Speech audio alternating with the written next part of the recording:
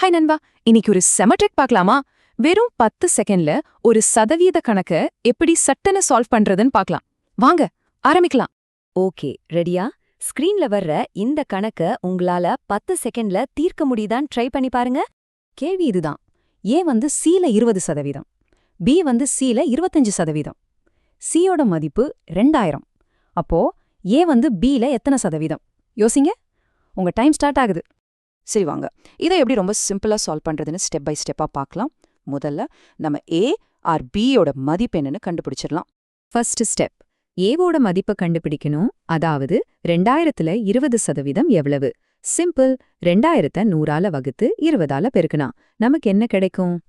Correct, நமக்கு 400 கிடைக்கும். ரொம்ப ஈஸி இல்லையா? அடுத்து பியோட மதிப்பை கண்டுபிடிக்கலாம். பி வந்து 2000ல 25%. 25%னா என்ன? கால் பங்கு. அப்போ 2000ல கால் பங்கு எவ்வளோ? சரியா சொன்னீங்க. பியோட மதிப்பு 500. சூப்பர். இப்போ நம்ம கிட்ட ஏவும் இருக்கு, பியும் இருக்கு. இப்போதான் அசல் ட்ரிக்குக்கே வரப்போறோம். இப்போதான் ரொம்ப முக்கியமான பாட்டுக்கு வந்திருக்கோம். இந்த கணக்கை தீர்க்கறதுக்கு ஒரே ஒரு ஃபார்முலா தாங்க இருக்கு. அதை மட்டும் தெரிஞ்சா போதும். அந்த சதவீத ஃபார்முலா இதுதான். ஏ அன்னது பில எத்தனை சதவீதம்னு கண்டுபிடிக்கணும்னா ரொம்ப சிம்பிள். ஏவ பியால வகுத்து வர்ற பதில 100ஆல பெருக்கணும். அதாவது ஏ பை பி பெருக்கல் 100. ரொம்ப ஈஸி.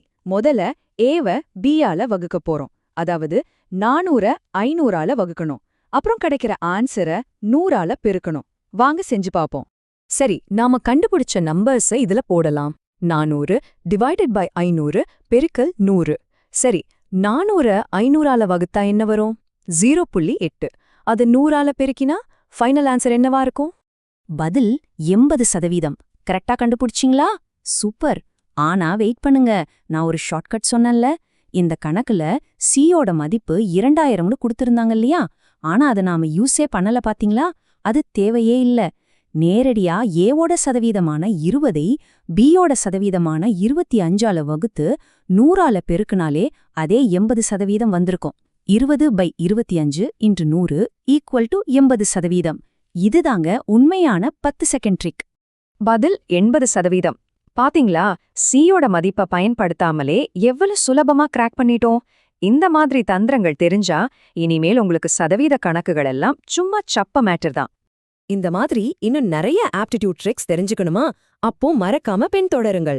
அடுத்த வீடியோல சந்திக்கலாம்.